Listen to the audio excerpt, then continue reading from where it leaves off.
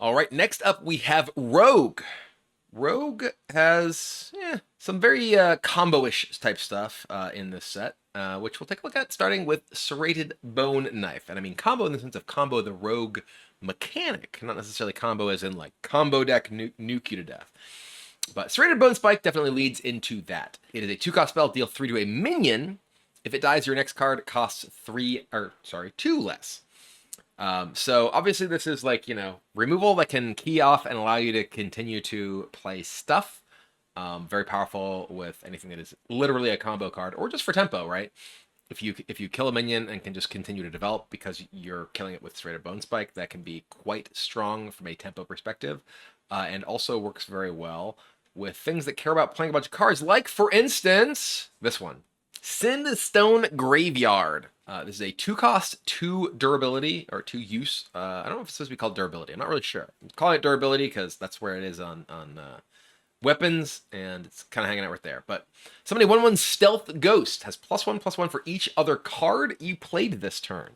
So this is obviously, with a bunch of cheap stuff, can make a very powerful ghost. And but it's not the sort of thing that's necessarily like, hey, I'm just gonna make something that's gonna one-shot you, right? You're pretty unlikely to make a 30/30.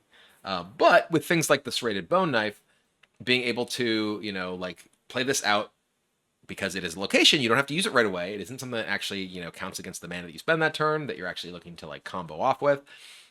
You can kind of sit on it and save it for the appropriate moment, and just sort of, like, shoot your guy, play this, play this, play this, boom, go off. There you go. Make like a 5/5, 6/6 for effectively 2 mana that you devoted earlier in the game. Seems like it's a pretty powerful effect.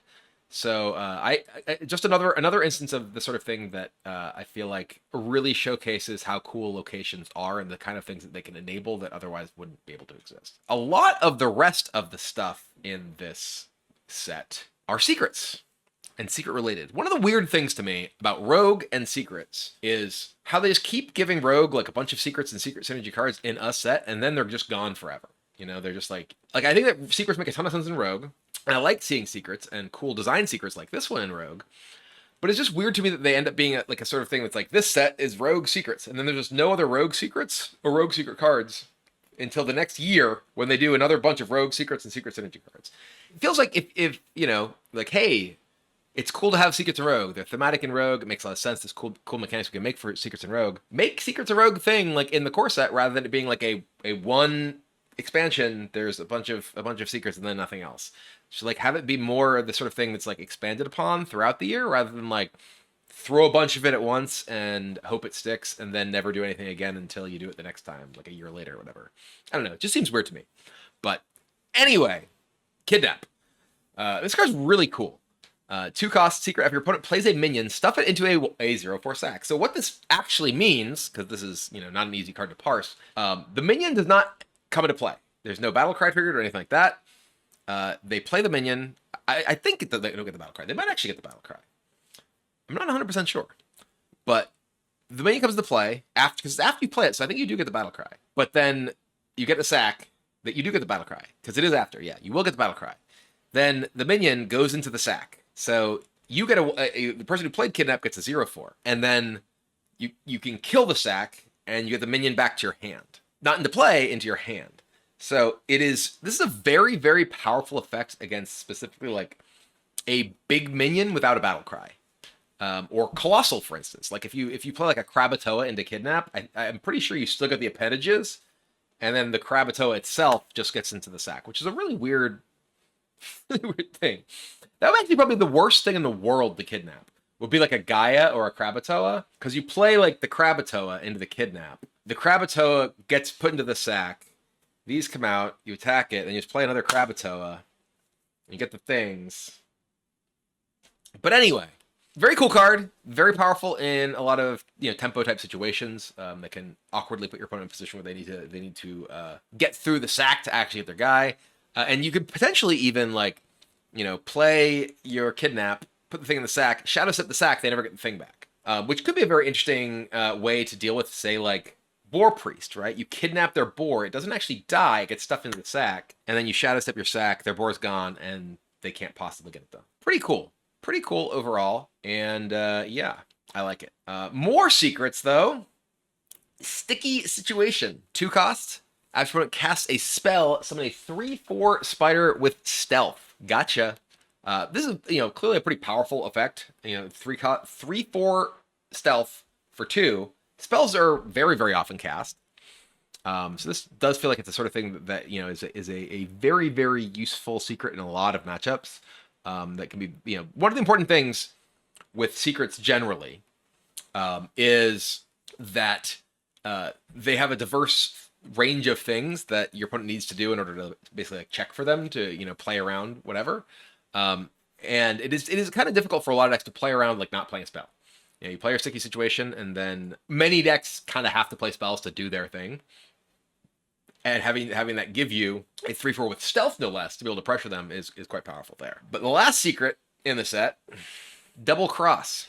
When your opponent spends all their mana, draw 2 cards. This is another most people kind of spend their mana, right? Like typically when your deck is operating in the way that you want it to, you're spending your mana each turn.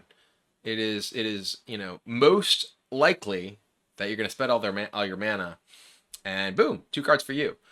This is a secret that's much better, at least in the early turns, because when your opponent is much more likely to be spending all their mana early on than they are in like the mid to late turns. So those 3 secrets, in combination, I think all of them are individually pretty powerful, and none of them is like particularly easy to just ignore, because if you're gonna play a minion, are you gonna spend your mana? Are you gonna play a spell? So they kind of put you in like kind of a pincher move. Makes it very difficult to play around them, especially if you get multiple at once.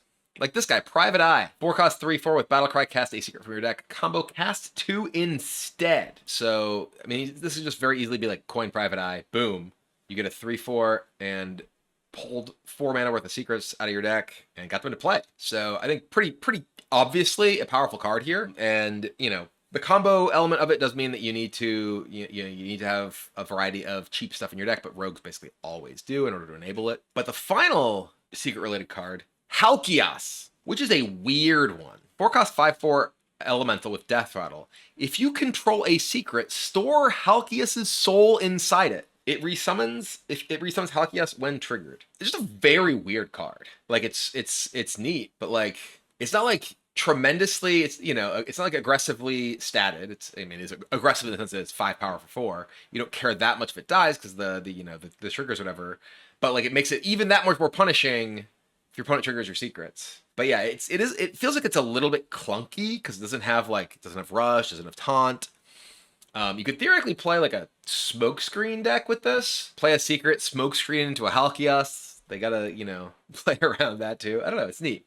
I wonder if this can actually get stored, like if you have Snowfall Graveyard, if this works, if you can get multiple Halkias souls on one secret. It is another Death Rattle, another 4-cost Death Rattle that you can potentially play with like sketchy information, though that's pretty bad if you don't immediately also have a secret. So I don't know.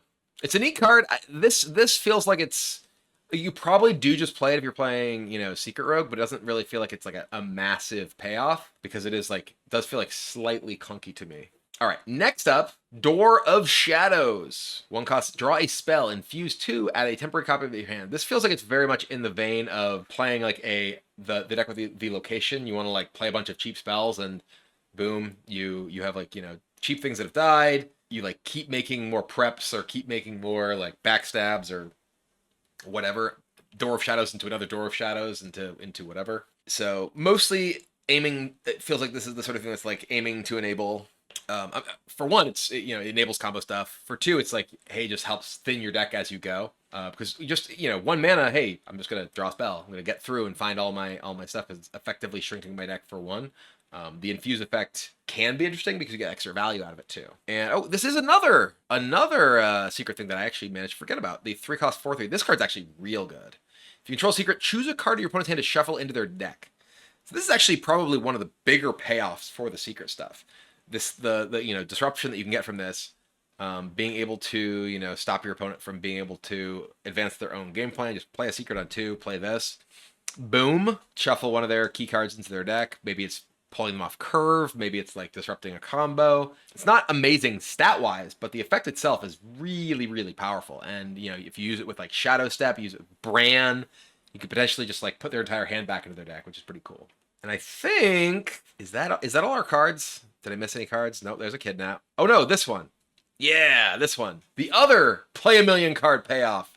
Necrolord Draka. A 4-cost 3/4 battlecry. Equip a 1/3 dagger plus 1 attack for each other card you play this turn. So this is the other like kind of miracle-ish payoff of you want to just do a bunch of stuff. You can either get a dagger or you can get a stealth guide. And both of these are the sort of thing. It's like, hey, this is gonna get you because it's hard. You can't stop a dagger from swinging once, and it's harder to stop a big stealth guy from hitting you than most other stuff.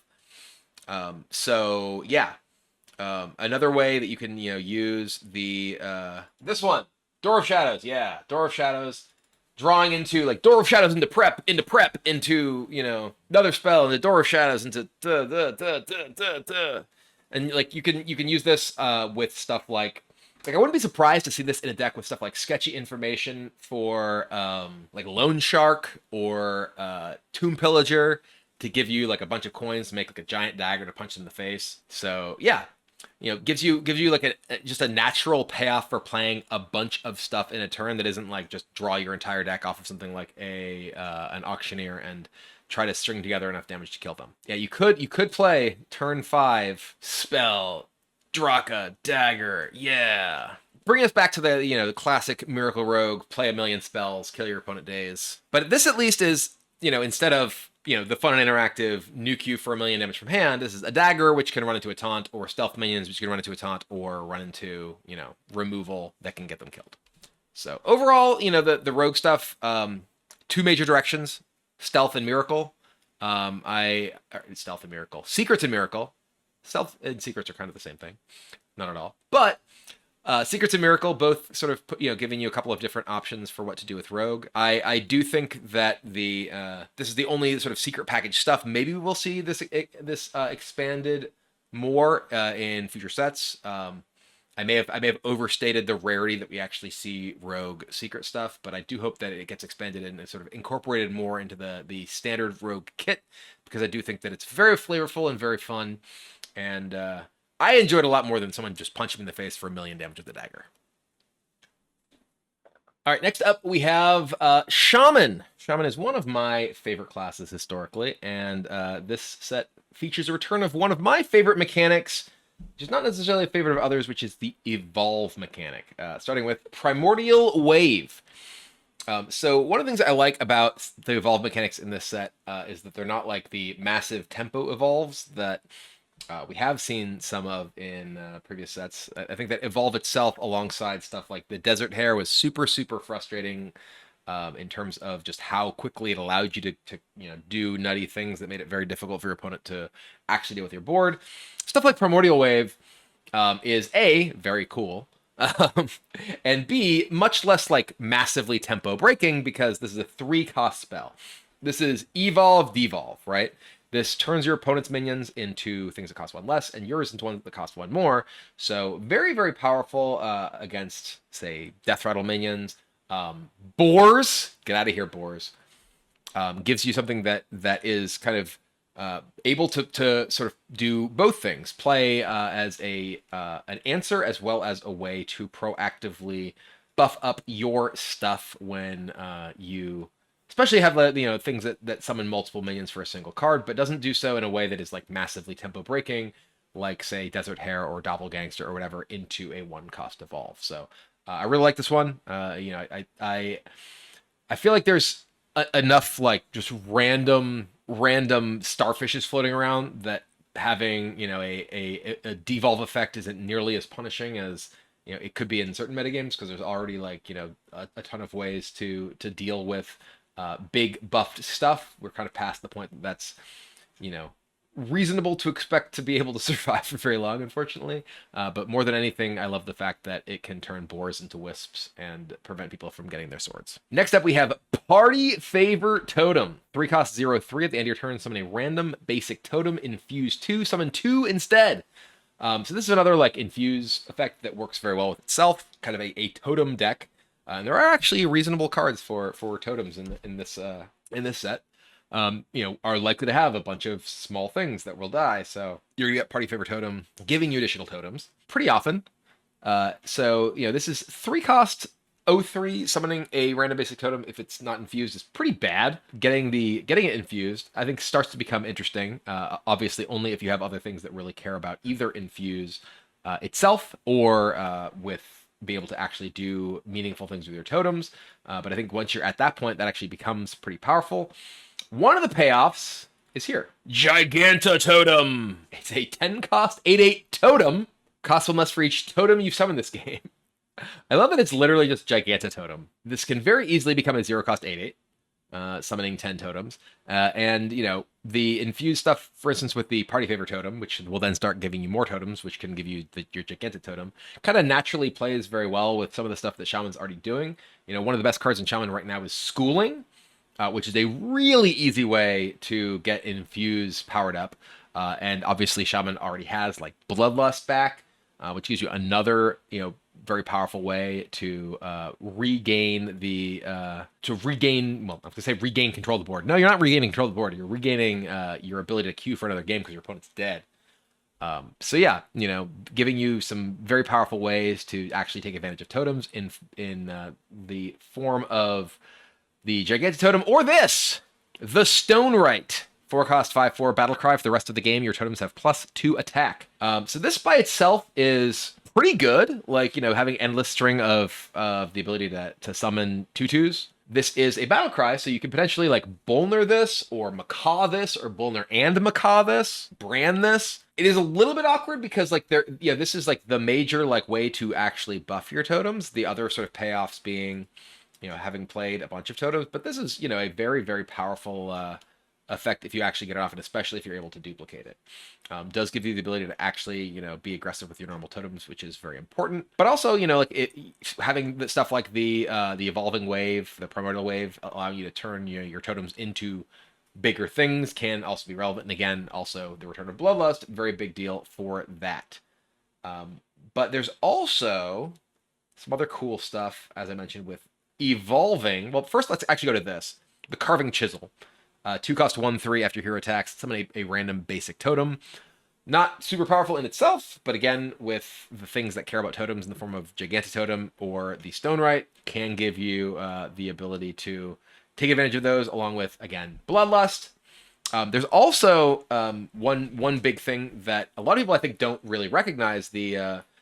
I constantly forget the name of it. The new totem from Sunken City. I want to say it's when you summon a 1-cost minion, it gets +2/+1. And that card is really good with stuff that summons totems because it buffs totems. So also you can use like Amalgam, which is guaranteed to find totems. As of this set, it is no longer guaranteed to find the specific totems, right? Because now there's a bunch of new totems. It used to be able to be guaranteed to get Anchor Totem is the name of it, yes. You could 100% of the time get Anchor Totem with Amalgam if you used it on any other type of totem. There's also Flame Tongue Totem, which is another thing you can use to take advantage of your totems. I wish it wasn't nerfed, though. Flame Tongue Totem with 2 health dies to so many things. It's very sad. But yeah, so there are actually quite a few ways to take advantage of being able to generate a lot of totems. The strongest of which, of course, is if you can manage to Stone Right, especially multiple times, and then just, you know, kind of blow everything up. But outside of totems, there's the Evolve stuff. And let's take a look at the queen of the Evolve stuff, Baroness Vashj, 4 cost 3/6. If this would transform into a minion, summon that minion instead. So Vashj allows you to use Evolve effects to actually grow your board. So if you use, like, say, an Evolve with Baroness Vashj, instead of having a 5-drop, you have a 4-drop and Baroness Vashj. So super cool way to actually enable Evolve effects that aren't just like, hey, I hope I get a random thing. Allows you to actually, you know, build out your board with it. So very, very cool. And yeah, like if someone were to like try and like polymorph it, sorry, I now have a sheep and Vashj. And she works very well with the muck pools.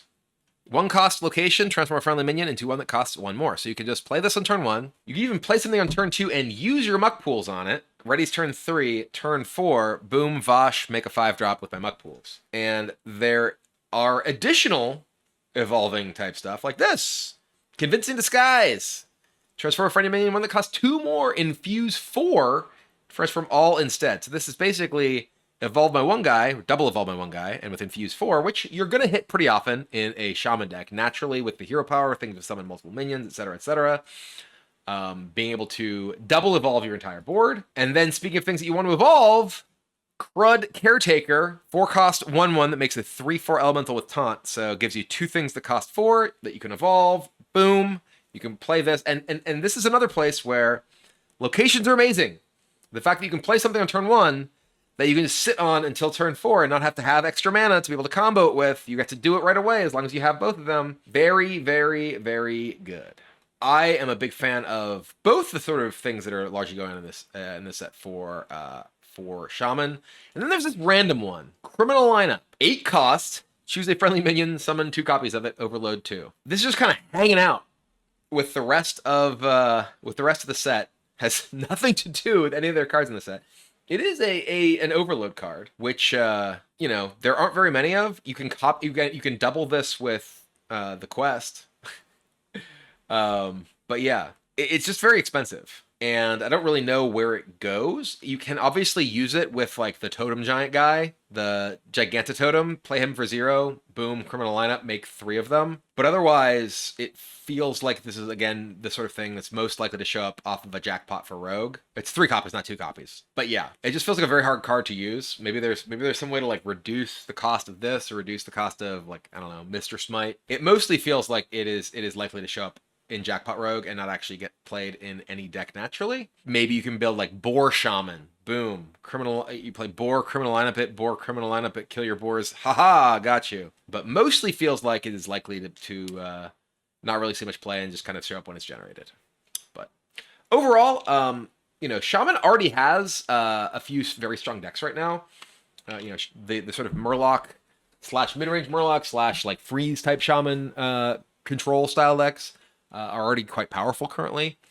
And I like that the cards for Evolve or Totem don't really naturally necessarily make those decks better. They kind of go in their own direction. Shaman is a class that naturally has the ability to take advantage of infuse effects very well, whether they're Shaman infuse effects or neutral infuse effects. And that, I think, is something that is likely to be very relevant for a variety of builds in this set.